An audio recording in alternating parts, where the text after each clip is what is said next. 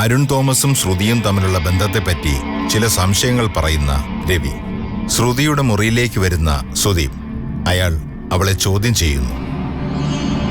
നടന്ന സംഭവങ്ങൾ ശ്രുതി സത്യസന്ധമായി പറഞ്ഞപ്പോൾ മനസ്സലിയുന്ന സുദീപ്. നീ ഈ പറഞ്ഞതൊക്കെ സത്യമെങ്കിൽ അന്ന് ഞാൻ എന്റെ ഈ കണ്ണുകൾ കൊണ്ട് കണ്ട കാഴ്ചകളോ?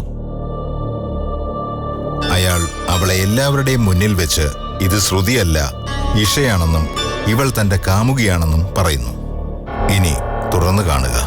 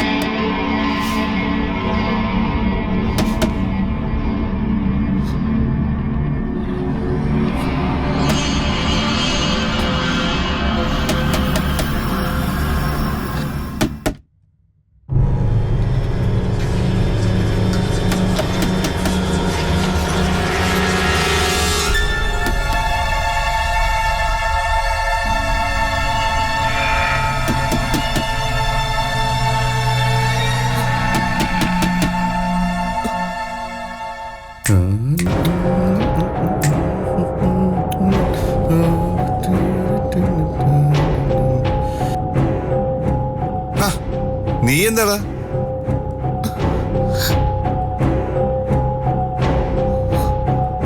നിന്റെ ഉറക്കം നീ ശരിയാക്കി തരാം. ബാടാ.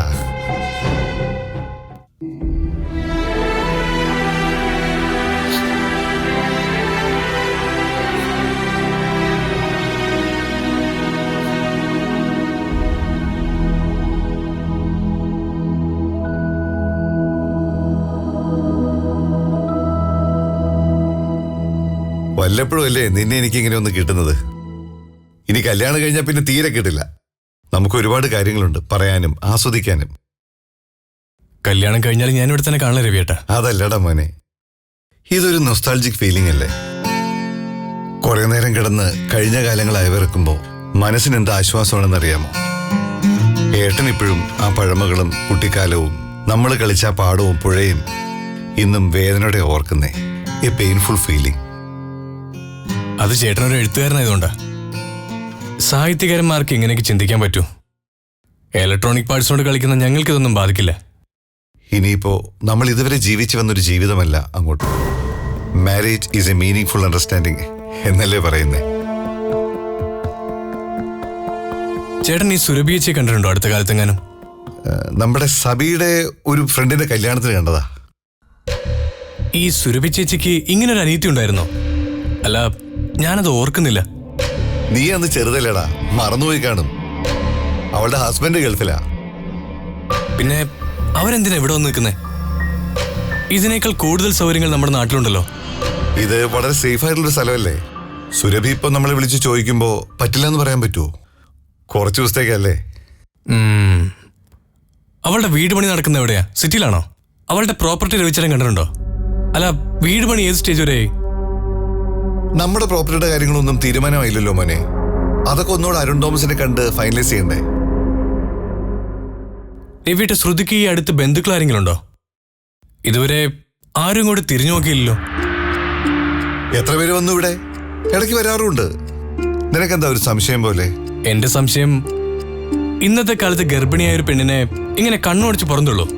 അങ്ങനെയൊന്നുമില്ല മോനെ. അവളുടെ കാര്യങ്ങളൊക്കെ വളരെ കൃത്യമായിട്ട് നടക്കുന്നുണ്ട്. ആര് ചെയ്യുന്നു? നിങ്ങൾ ചെയ്യുന്നു. അതല്ല എന്റെ ശരി. അല്ല, ഏത് ഗൈനക്കിനെ കാണിച്ചോണ്ടിരിക്കുന്നത്? നമ്മുടെ ദർശന ഡോക്ടറെ നോക്കിക്കൊണ്ടിരുന്നേ. ഇപ്പൊ മറ്റാരോണ് നോക്കുന്നേ? അത് നിന്റെ ചേട്ടത്തേക്ക് അറിയാവൂ. നിനക്കെന്താ? നമ്മൾ എന്തിനാ അതിനകത്തൊക്കെ ഇടപെടാൻ പോകുന്നേ ആവശ്യമില്ലാതെ? ആ സുരഭിയുടെ നമ്പറും തരൂ. ഞാൻ അവരെ നേരിട്ട് ഇതൊരു കല്യാണം വിളിച്ചില്ല. അതൊക്കെ സബി വിളിച്ചു കാണുന്നേ. നീയായിട്ട് അതിനൊന്നും മെനക്കെടണ്ട. അതിന് ശ്രുതി ഇവിടെ ഉണ്ടല്ലോ. നീ നിന്റെ കൂട്ടുകാരെ മറ്റുള്ളവരെയൊക്കെ വിളിക്കാൻ നോക്ക്. അതിനുള്ള അറേഞ്ച്മെന്റ്സ് ഒക്കെ ചെയ്യേ.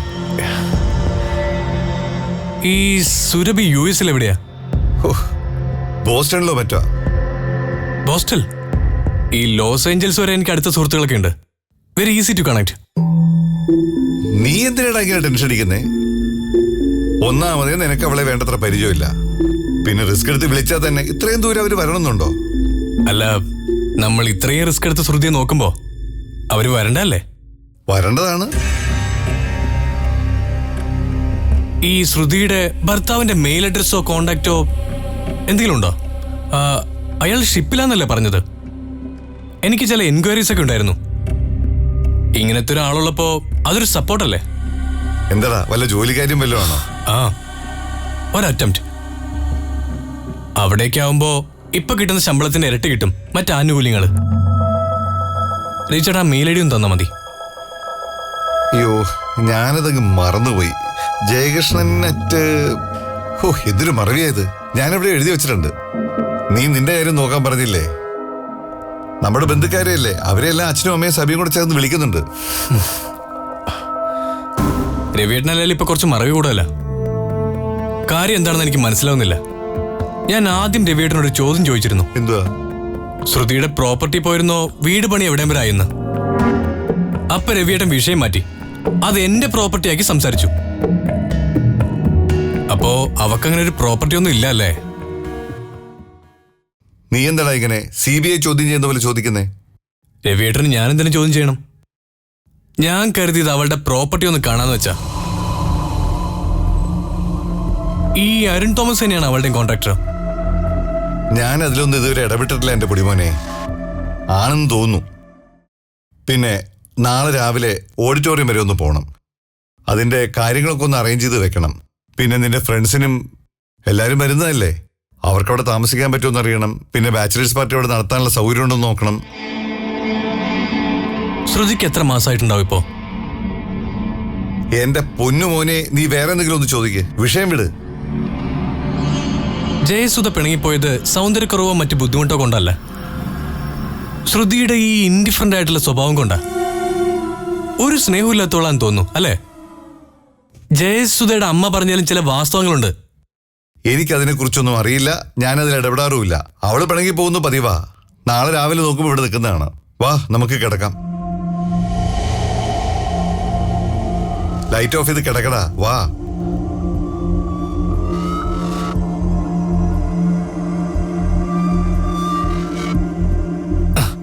രവിയേട്ടാ, കിടന്നുറങ്ങാൻ നോക്ക്. ഒരു ഇമ്പോർട്ടന്റ് മാറ്റർ ഉണ്ട്. ജപ്പാനിലൊരു ഹോസ്പിറ്റൽ ഉണ്ട്. ലോകത്തിലെ നമ്പർ 1 കുട്ടികളുണ്ടാകാത്ത ദമ്പതികൾക്ക് വേണ്ടി ഒരു ഹോസ്പിറ്റൽ. എനിക്കവിടെ ചില ഡോക്ടേഴ്സിനെ പരിചയമുണ്ട്. അതിലൊരാൾ മലയാളിയാ. ഞാൻ രവിയേട്ടനെ സബിതീച്ചരം കാര്യം പറഞ്ഞപ്പോ അവര് ഗ്യാരണ്ടി പറഞ്ഞു. അവരുടെ ചികിത്സ കൃത്യമായി കോഴ്സ് പൂർത്തിയാക്കണം. അപ്പൊ റിസൾട്ട് അഷ്യൂർഡാ. ഇനി അതൊന്നും നടക്കില്ലടാ മോനെ. ഇനി ചെയ്യാനൊരു മരുന്നുമില്ല, മന്ത്രവുമില്ല. കുറെ കാശും സമയവും പോയത് മെച്ചം. അവസാനം ഞങ്ങളൊരു തീരുമാനം എടുത്തു, ഒരു കുഞ്ഞിന് ജീവിതം കൊടുക്കാൻ. അതിനുള്ള ലീഗൽ നടപടികൾ നടക്കുക. A formal adoption. നീ ലൈറ്റ് ഓഫ് ചെയ്ത് കിടക്കാൻ നോക്ക്.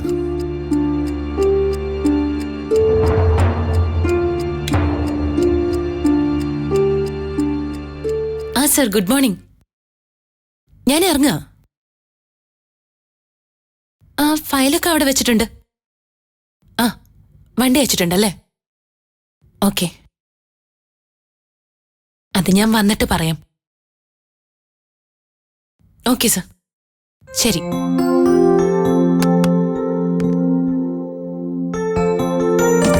കിഴക്കും നേരാത്താഴിമേക്കും വടിവിലുകയായി തഞ്ചിടും വഞ്ചിനാടേ.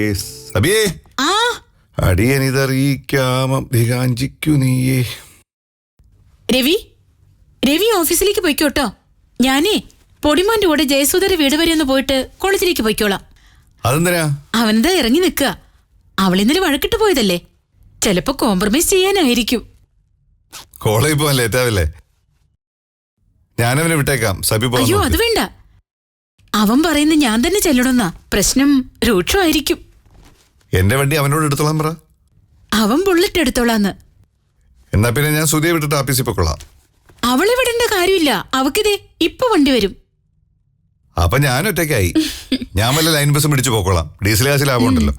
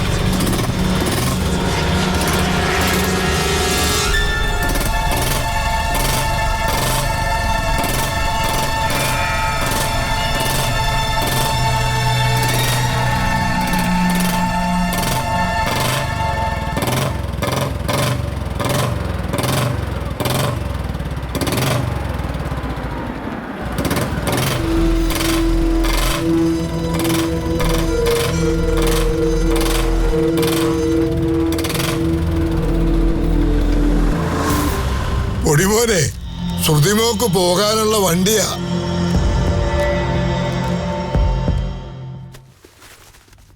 മോളെ ഫുഡ് കൊണ്ടുപോ. അധികമൊന്നും വേണ്ട കേട്ടോ.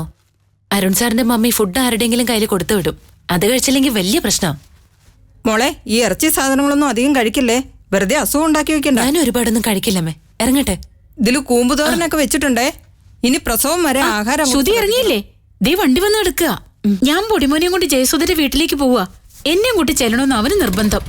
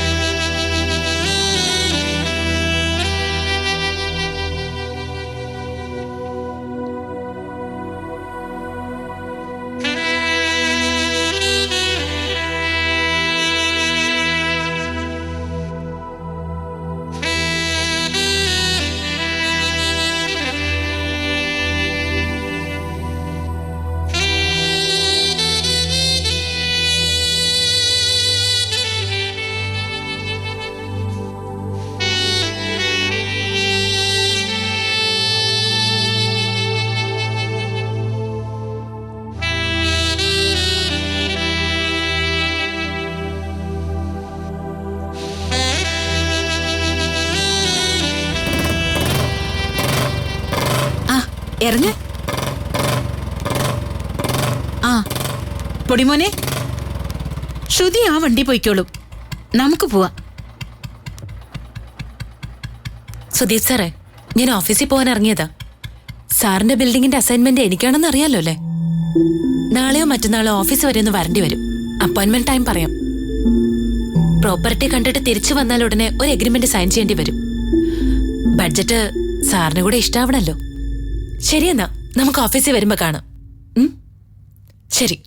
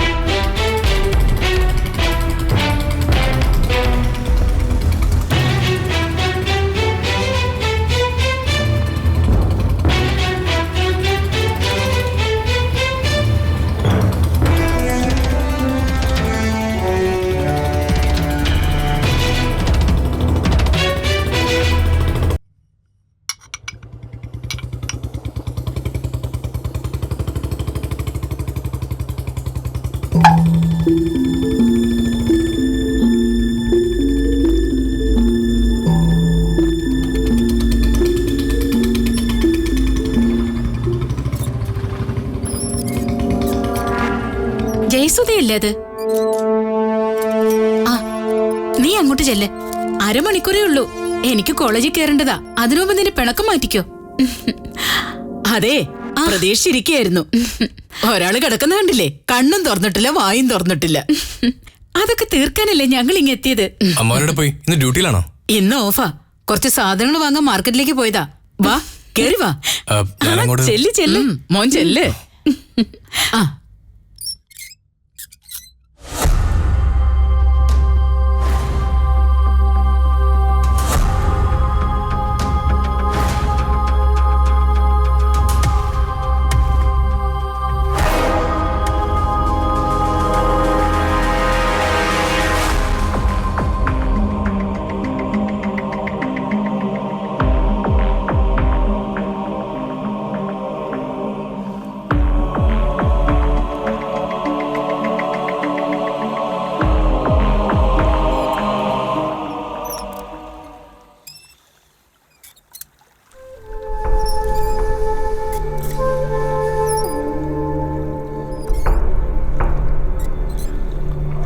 ഈ പുഴയിലേക്ക് ഇങ്ങനെ നോക്കിയിരിക്കുമ്പോ അതിനകത്തേക്ക് അങ്ങനെ താന്ന് താന്ന് പോകാൻ എനിക്ക് തോന്നുന്നുണ്ടോ? എനിക്ക് ഭ്രാന്തില്ല പുഴയെ ചാടി ചാവാൻ. ആഹാ, മിണ്ടാട്ടം ഉണ്ടല്ലോ.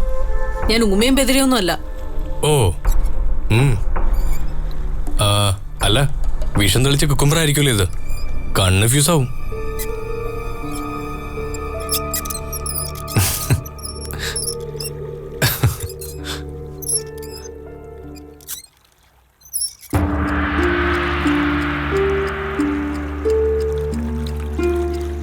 നിന്റെ ഈ പിടിവാശി കാണുമ്പോ ചിരി വരും കേട്ടോ. ഇതിലെന്താ ചിരിക്കാനുള്ളേ? ചിരിക്കാനല്ലേ ഉള്ളൂ. ഇനി എത്ര കാലം ചിരിക്കണം എന്ന് ആലോചിക്കുമ്പോഴാ. ഓ, അങ്ങനെയൊക്കെ തോന്നും. അത് ആരുടെയും കുറ്റമൊന്നുമല്ല. ഓ,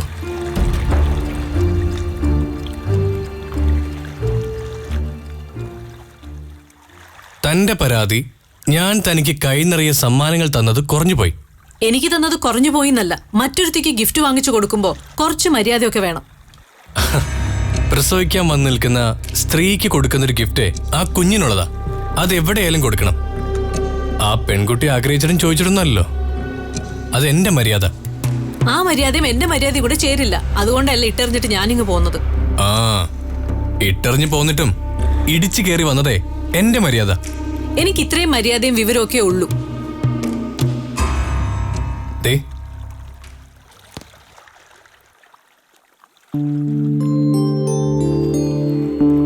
ഈ നോക്ക്.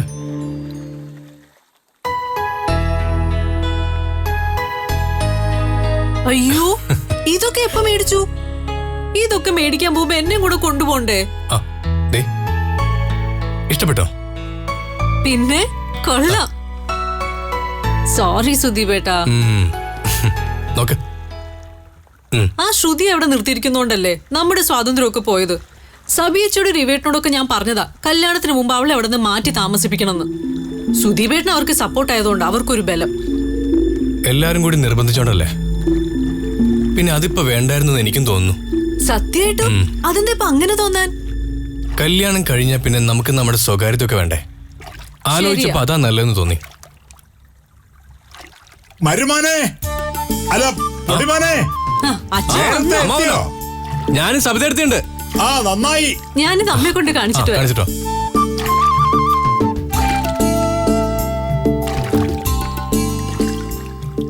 ഒരുപാട് നേരമായോ വന്നിട്ട്?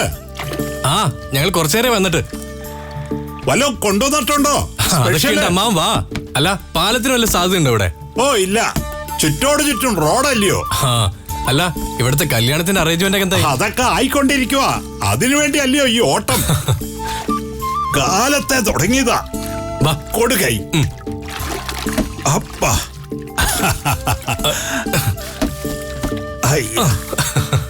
ഓടി ഓടി തളർന്നു. ഒരു വഴിക്കായി. സദ്യയുടെ കാര്യമാ പ്രശ്നം. വഴിക്ക് വെച്ചൊരു കാറ്ററിംഗുകാരനോട് ഞാൻ ചോദിച്ചു ഒരിലയ്ക്ക് എന്നാ വിലയെന്ന്. അപ്പൊ അവൻ പറയാ 5 പായസവും കൂട്ടി സദ്യക്ക് 250 രൂപ എന്ന്. ഞാൻ പറഞ്ഞു ഒരു പായസം മതിയെന്ന്. പായസം എത്രയായാലും മധുരം ഒന്നും തന്നെ അല്ലയോ. അപ്പൊ അവൻ പറയാ 10 രൂപ കുറച്ച് 240 രൂപ. ഇനി വല്ല ട്രിപ്പ് ഉണ്ടോ? ഇന്നത്തെ ട്രിപ്പ് തീർന്നു. നാളെ ലോങ്ങാ. നമ്മുടെ നാട്ടുകാർക്ക് താജ് ഹോട്ടലിൽ നിന്ന് ഊണ് കൊടുത്താലും മൂക്കറ്റ ഉണ്ട് ഏമ്പക്കവും വിട്ട് 100 കുറ്റവും പറഞ്ഞു പോയിക്കോളും. എന്നാ പന്നന്മാരാ, കുറ്റം പറയാൻ മാത്രം കുറെ പേര് വന്നോളും. ഉപ്പ് പോരാ, പഴം വളഞ്ഞിരിക്കുന്നു, അങ്ങനെ പലതും. എന്നാ നിങ്ങളൊരു കാര്യം ചെയ്യേ, ദാനക്കഞ്ഞി തരാൻ പറ. ഇല്ലെങ്കിൽ ഇഡ്ഡലിയും വടയും സാമ്പാറും തരും നിങ്ങളുടെ കാശിന്. ഞാൻ പൊള്ളാച്ചിക്ക് ഒരു ഓട്ടം പോകുന്നുണ്ട്. അവിടത്തെ മാർക്കറ്റിൽ നിന്ന് പച്ചക്കറി വാങ്ങി എന്റെ KSRTC കയറ്റി ഇവിടെ കൊണ്ടുവന്ന് ഇറക്കി കൂലിക്ക് ആളെ വെച്ച് ഞാൻ ഇവിടെ സദ്യ ഉണ്ടാക്കും. നടന്നു തന്നെ. ഇത് ഞാനൊരു KSRTC ഭ്രാന്ത്. എന്റെ ദൈവമേ, ഇതെന്ന് തീരും? ഒക്കെ എന്ന് കരുതണ്ടേ ജലജേച്ചി. ഇന്നത്തെ കാലത്ത് ഭാനുവേട്ടന്റെ സാമ്പത്തിക ശാസ്ത്രമേ രക്ഷയുള്ളൂ. കയ്യില് കാശുണ്ടെങ്കിലേ നാളെ ജീവിക്കാൻ പറ്റൂ. ഇവിടെ അമ്മയ്ക്കും മോക്കും ആ ഒരു ചിന്തയില്ല. സകലതും മുടിപ്പിക്കാ മോനെ. അമ്മ ഒരു മിനിറ്റ്.